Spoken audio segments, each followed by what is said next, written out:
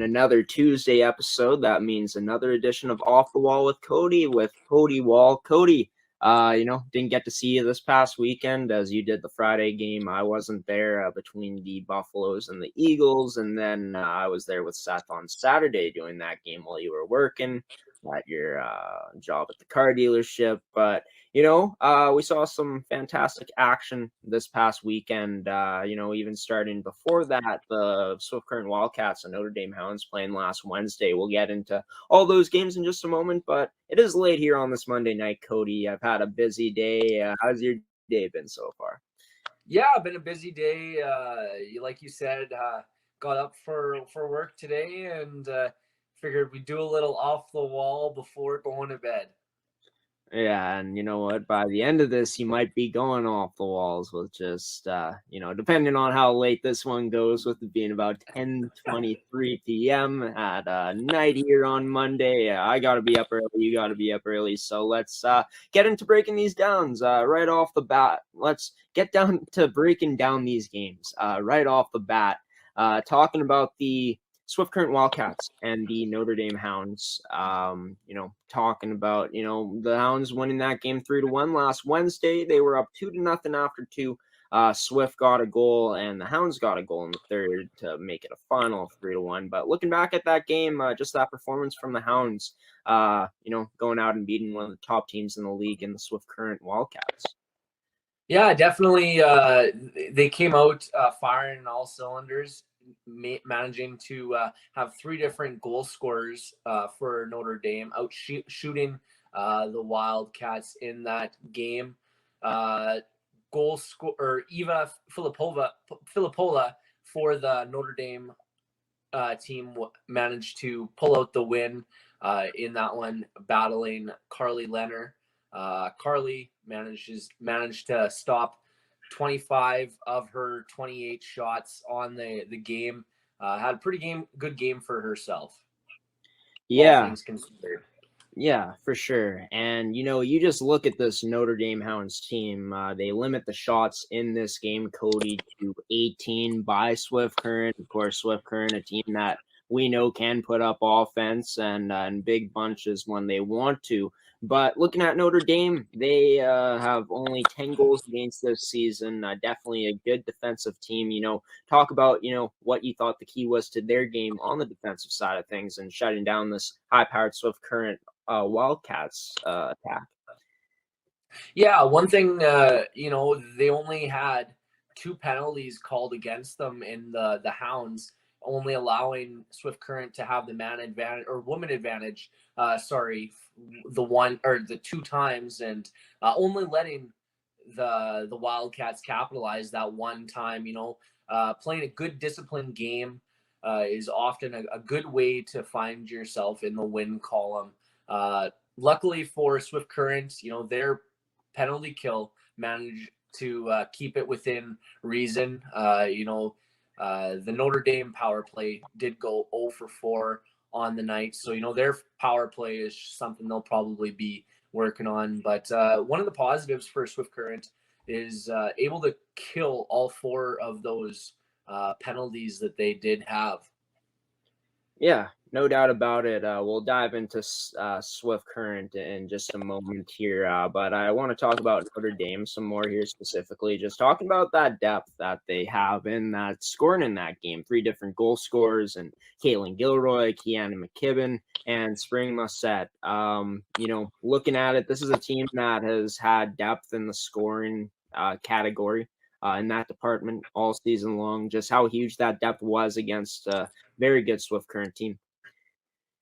Yeah, when you can have, like you said, depth at the scoring position, you can really run all your lines out there and feel confident that, you're going to have somebody who can put the puck on net and have a good quality chance every time they do kind of get into the offensive zone, when you do have that depth down in the forwards. Yeah, and looking at it, touching on Swift Current, like you said, one thing that they did very well, positive for them, was that penalty kill. 0 for 4 the Hounds were on the power play. Swift Current, definitely something that they're looking to continue to build on, is just that success they've had on special teams. Of course, getting a goal on not as many opportunities as Notre Dame had on Swift's own power play, going 1 for 2. Just talk about what impressed you the most, more in depth about how Swift was operating at such a high level on the power play, as well as killing off those 4 penalties with good execution. Yeah, definitely. Anytime you can get to the man advantage, it's right there in the word. You get an advantage. You're able to cycle the puck and able to find open space. And often, if you are struggling offensively, that's somewhere where you can often get some momentum. And it does look like they were able to get a goal on their power play for the Swift Current in their one of their 2 power plays that they did have. And then going to the penalty kill, keeping it a close game and managing to kill off all those penalties, those 4 that they did take, is definitely, I'm sure the coaching staff is appreciative that they were able to do that. But often when you do take that many penalties, on most nights, the other team will be looking to make you pay a little bit more than Notre Dame was able to make them pay in that game. Yeah, and I feel like it's just more credit to how well Swift Current can kill off penalties. They've done it time and time again this year in multiple circumstances when they've had a lot of penalty trouble. That penalty kill really bailing them out. But getting outshot in this game by quite a bit, 28-18 were the shots in favor of Notre Dame. What do you think that came down to for Swift Current? Do you think it was just not having enough puck possession, maybe some turnovers, going into the other way of Notre Dame having puck possession? Talk about, what Swift lacked in that department of not generating as many shots as they would have liked to. Yeah, puck possession is always a key in a game. When you have the puck on your stick, you're definitely able to that's less time that your opponent has it and is able to generate offense. So, being able to possess the puck on your stick and keeping it out of your opponent's hands is always, a better outcome, because you're obviously playing with the puck. You're able to generate your own offense opposed to when your opponent has the puck. Yeah, and Notre Dame has a very good defensive team, right? They're a very good defensive team. Only 10 goals against the season. Just looking at their record as well, like this is arguably the best team in the league right now at this point. Looking at the standings, like you just look at this Notre Dame team, 8-0-1-1, only 1 loss, and that came in overtime. But do you feel like, Swift had some troubles against, trying to get to the inside, trying to get shots on this Notre Dame team because of just how sound defensively this team plays? Yeah, definitely. When you play a good defensive game, you're able to suffocate your opponent. And, that's something I think that Notre Dame does well, is apply that defensive pressure and able to eliminate their opponent's chances.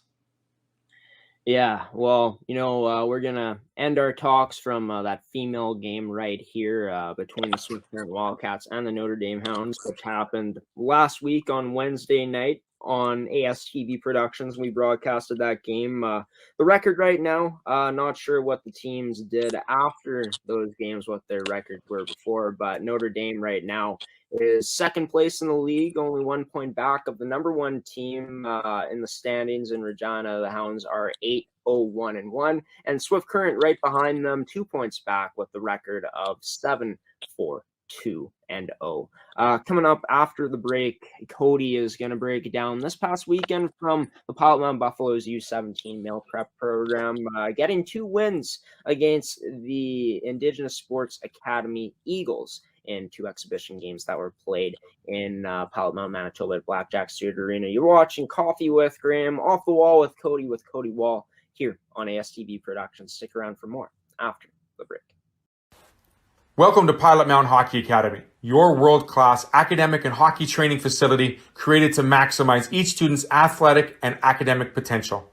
Blackjack Stewart Arena, home of the Buffalo, is inside the 46,000 square foot complex, as well as a curling rink and other facilities. The students have a unique combination of successful, well-rounded education at Pilot-Mound Collegiate Institute and the professional hockey training in an encouraging community. The years of experience of on-ice coaching propel our students to the next level, both mentally and physically, in a professional environment.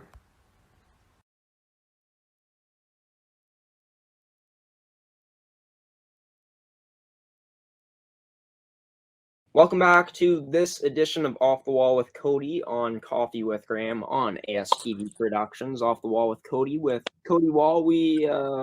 Cody broke down the Swift Current Wildcats loss to the Notre Dame Hounds last week on Wednesday night. The game was on ASTV Productions. Check it out wherever you guys watch our broadcast. If you guys missed that game, was definitely an entertaining game for sure, a close one, 3-1 win for the Hounds in that one. But Cody, talking about two games, one game that you did some play-by-play for, I did play-by-play on the Saturday game, but Friday night and Saturday night, the Pilot-Mound Hockey-Academy Buffaloes took on the Indigenous Sports Academy Eagles. The Buffaloes had good success, winning 4-3 in a shootout on Friday night, and then dominant 6-1 win on Saturday afternoon. But talk about that first game of the weekend on Friday night. The Buffaloes in that game down 2-0 early on, ties it up at 2. In that second period, and then that third period was both teams getting a goal. Of course, the Buffaloes tying it up with less than a minute to go in regulation of that game. Of course, nothing was decided in OT, so they had to decide it in a shootout, and the Buffaloes coming away with that win. Talk about the fight that was shown by this Buffaloes team this past Friday night.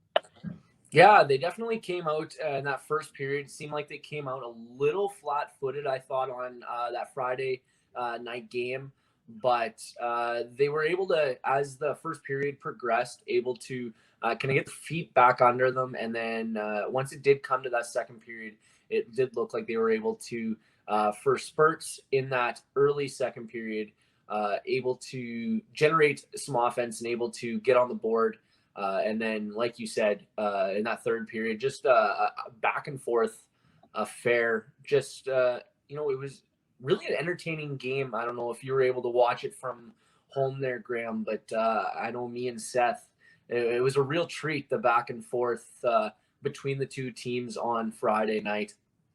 Yeah, and I actually did watch almost the whole game after to try to get prepared to, get prepared for that Saturday broadcast that we did. But yeah, like you said, the Buffaloes really came out flat in that first period and really weren't doing the things that they usually do very well in that first period. The Eagles dominated that period, but like you said, as the game went along, the Buffaloes got their feet under them, and that forecheck looked a lot better. Their D zone looked really good as well.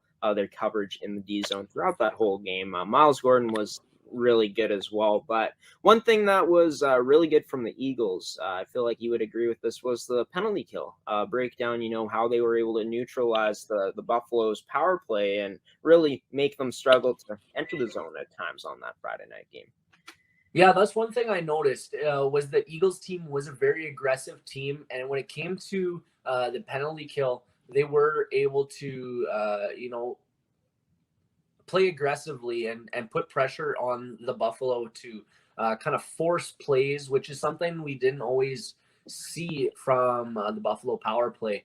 Usually, they are in control and able to generate offense pretty well every time they are on the power play. But, the Eagle penalty kill definitely did a good job of, keeping the pucks to the outside and eliminating some of the high danger scoring chances. Yeah, And one thing that I feel was not in the Eagles' favor was their D zone coverage. Let up a lot of opportunities for the Buffaloes in front, weren't clearing pucks away with much success at times in that game. And really, the Buffaloes getting to that net and saw it on that tying goal by Carlos Stilion to tie up the game. It was a result of a defensive zone breakdown by the Eagles. Just talk about where the Eagles fell flat in that game, talking about the D zone. Well, at times it felt like they did have a good penalty kill, but it did seem like they were dependent on it a little too much at times.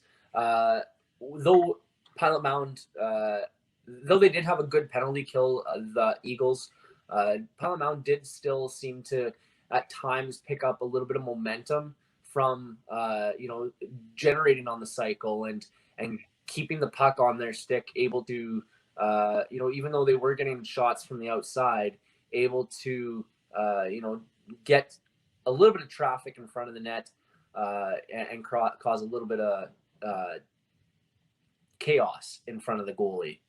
One thing I did also think that they maybe Pilot-Mound was lacking a little bit was some physicality. I know they were missing some of their heavier hitting guys from the lineup. Another person I thought was a notable omission from the lineup was Keegan Leach. He was, usually he's a guy who's able to generate a lot of offense coming up the ice and able to make that good first pass. Yeah, and with so many players out, like they had Keegan Leach out, Izzy Amy, who's such a physical presence out there, really drives the physicality for this team. They had Jack Smith out as well, and I forget who else. It might have been another player. I think it was Kean Hodgins was out as well. But talking about those three players up front, those two players up front, and Jack Smith and Izzy Amy being out and Keegan Leach being out on the back end, how this Buffaloes team was able to, step up and players were able to, fill into the lineup and produce for this team in that Saturday game. Yeah, with Keegan Leach in being that out. Friday game. Sorry, in that Friday game. With Keegan Leach being out of that Friday game, it definitely let the other defensemen have a little bit more time, and they did look good out there. The other defensive pairs had to do a little bit more out there when you don't have a guy who's able to generate the breakout like Keegan. You got to depend on other guys. So they did have other guys who were able to step up, like Corey Nelson. He looked good. Bo Banderman, he was another guy who had looked real good. And Braden Bear, he was making some good passes out there as well as Maddox Durowanka. Might as well mention all the defensemen there, Riel Chartrand, all the guys really stepped up on the back end there. And then on up front, like I said, it looked like the Buffalo were lacking a little bit of physicality. I do think that is because Izzy Amy wasn't in the lineup. He is a guy who often is a wrecking ball out there and is able to, I don't want to say put too much pain on his opponents, but he makes their life harder when they're going into the corner and they know a guy's coming in full speed, going to be laying the body on them. Yeah, and talking about a strength for the Eagles was they were able to be physical in that Friday game. Of course, a physical game on Saturday as well, but in that Friday night game, talk about what you like from the Eagles in terms of the physicality department. Yeah, the Eagles definitely, they didn't, they never left a player without getting hit. They laid the body on almost every player, every shift. They were always finishing their checks. They weren't always hard checks, but the Buffaloes knew that the Eagles were there. Every time they had the puck on their stick, they were, an Eagles player was going to get in their way and was going to try and separate the man from the puck on every occasion. Yeah, and obviously, like in that game, it was a very back and forth game, like you said, and the Buffaloes coming out with it. A lot of physicality shown by the Eagles as well. A good pressure on the forecheck, get on the PK with the pressure.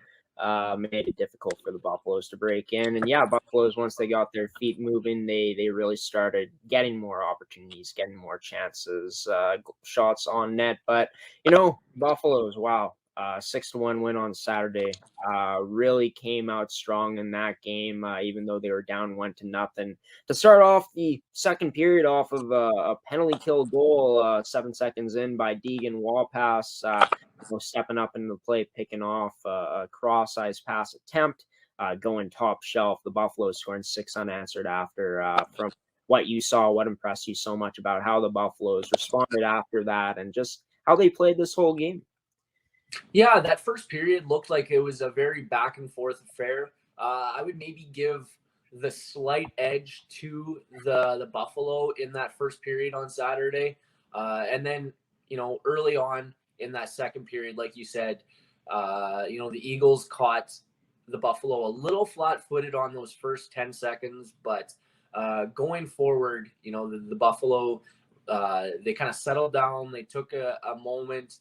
And they didn't let that early second period goal get to them, and they just kind of kept on pushing. And they just really laid on the offense from there. And it came from everybody. The first goal coming from Jordan Kusterman's. Second goal, it was Dmitry Petrenko's first goal as a Buffalo. So, that's I'm sure that was a real highlight for Dmitry, with him being in, I believe it was his 6th game now with the Buffalo, getting his first goal, and he looked good. Even on Friday, he had looked progressively. He's been getting better as the games have gone on, and he's definitely somebody I've been noticing more and more as the games have gone on. Yeah, very persistent on the forecheck, and a guy that seems like he tries to get under the opponent's skin is in many ways as possible with just that persistent, aggressive forecheck that he has out there. But talking about the Buffaloes scoring 6 unanswered goals, where those opportunities really came from them on those 6 goals, in your opinion, how they generated their offense. Yeah, some of them were coming off of just a rebound. Some of them like the first goal by Jordan Kusterman's and the 5th goal by Sam Takahashi. Both those goals kind of came as snipe top corner. They were both kind of right in that high slot area right between the circles, at the top of the circles. And I know Jordan, his was a nice shot coming into the zone from a drop pass. And then on Sam Takahashi's, his was it was a pass that came over to him, it was a rebound that came out to him, and he kind of positioned nice and just sniped it top corner. So it kind of was a variety of goals. They kind of came from different all different ways, with that power play goal by Laz Constant, that one coming off of a rebound by Bo Bannerman from the point. So just like I kind of all different kinds of goals coming for the Buffalo in that Saturday afternoon game. Yeah, and folks at home only saw 5 goals scored. Of course, our internet went out with, I don't know, a minute or so left in the game. So you guys didn't see the 6th goal because of that. But yeah, talking about the Eagles now. In that game, it was an even period in the first, just based off the score. The Eagles seemed like they were hanging in there. And, that goal by Keegan Leach, off of that nice shorthanded goal. Really seemed like it could have been the Eagles starting to gain momentum, but they ran out of steam as this game went along, gave up a lot of shots. Talk about where the Eagles fell flat the most in that game on Saturday. Yeah, just to kind of bring it back, it was a pretty even period, like we were kind of talking about, looking at the shots. Pilot-Mound registered 12, and the Eagles registering 9. So, only 3 shots separating the two. What really was, a deciding factor, I would say, is that second period, just because, they really laid on the pressure. The Buffalo really laid on the pressure on the Eagles, and it kind of laid the groundwork to kind of continue on with that into the third. They, at the end of the second, registered 33 shots on Eagles goaltender, with the Eagles only registering 5 shots in that period, totaling them to 14 by the end of the second period. So, you just look at that, and, when you've doubled the other team at the end of the second period, unless you're facing, a top tier goalie, which, no disrespect to the goaltender for the Eagles, but when you're having that many shots, you're going to expect to be laying down the offense. Yeah, and Keegan Danzero, the goaltender for the Eagles in that game, faced high shots, shots in the high 40s, that amount of shots. It was a field day for the Buffaloes near the end of that game, once that game ended, just with the amount of shots that they had and how they outshot this Eagles team. But talking about the play of Keegan Danzero, Seth gave him player of the game, and I would have to agree with that. He was the only reason that they were, only giving up 6 goals. Could have been a lot more if there was a different goaltender in there, perhaps. But not to criticize Trey Kincaid at all, but Keegan Danzero had a fantastic game, even though he let up 6 goals. Just the amount of shots he faced. Talk about his performance. What you like the most from Keegan's game in that 6-1 loss for them on Saturday? Yeah, it just looked like he wasn't giving up. He did look like he was still trying to, bring in each rebound, not give it off too much of an angle. And, it looked like he was still trying right to the end. But yeah, when you face that many shots, it's going to be a hard day. And he had a bit of a hard day, but, all in all, I think he would be very deserving of that player of the game, just based on how his effort level not wavering as the game went on, and really keeping his team as close as he could in that game.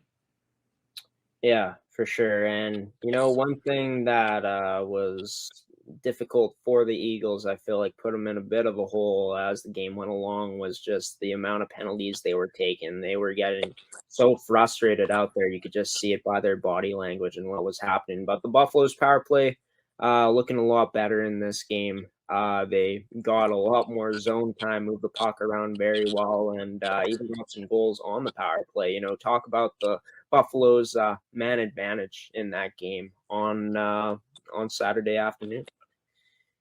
Yeah, the man advantage definitely looks like it was going good. I know that third goal, the third goal, the first one in the third period by Laz Constant came off of the 5-on-3 power play. I believe it was pretty much right after the Eagles had taken that penalty, and it was off of a shot by Bo Bannerman from the point after the face-off was won, and then kind of Laz Constant just kind of popped it in from the corner there off the rebound, and was able to, really continue on with that strong play on the power play when the Buffaloes do get the man advantage. Yeah, and the man advantage looking a lot better for the Buffaloes. They were able to do a lot of good things that they weren't able to do on Friday night's shootout win, 4-3 over the Eagles there. But one more question before I let you go here, Cody. A player from the Buffaloes and a player from the Eagles that impressed you the most from those two games this past weekend. You know what? I'm going to go a little off the board. Somebody who I thought looked really good was Emerson Sheward. He's kind of been a guy who I thought maybe has at times in prior games hasn't been as noticeable, but I thought he kind of was looking a lot better in these past two games, the Friday night one that I called, and then watching the Saturday night broadcast or Saturday afternoon broadcast. He was somebody who I thought kind of behind the scenes has been taking some leaps and bounds, and he was able to register 2 points in that Saturday game. And then what about for the Eagles on their side of things? A lot of players that, showed they could step up in that Friday night game, and, Keegan Danzero in that Saturday game. But who impressed you the most from the Eagles in those two games this past weekend? In both games, I would have to say probably Deegan Wapas. He was definitely moving his feet out there. He was throwing the body, and he was able to register some points. So I would say for the Eagles, he was over the whole general weekend, he would be my weekend player for the Eagles. Well, yeah, two players that were very impressive this past weekend. Can't forget about a guy like Miles Gordon, who I forgot to, ask you about. A guy like Lav Constant as well for the Buffaloes, but Emerson Sheward, a player that, like you said, has been improving game in and game out.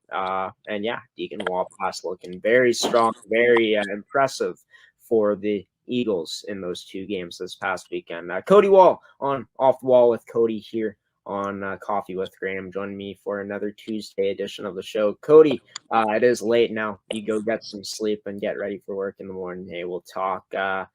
I guess we'll see each other on the weekend here coming up. We'll talk here on Off the Wall with Cody next week. Once again, thanks for coming on. All right. Thanks, Graham.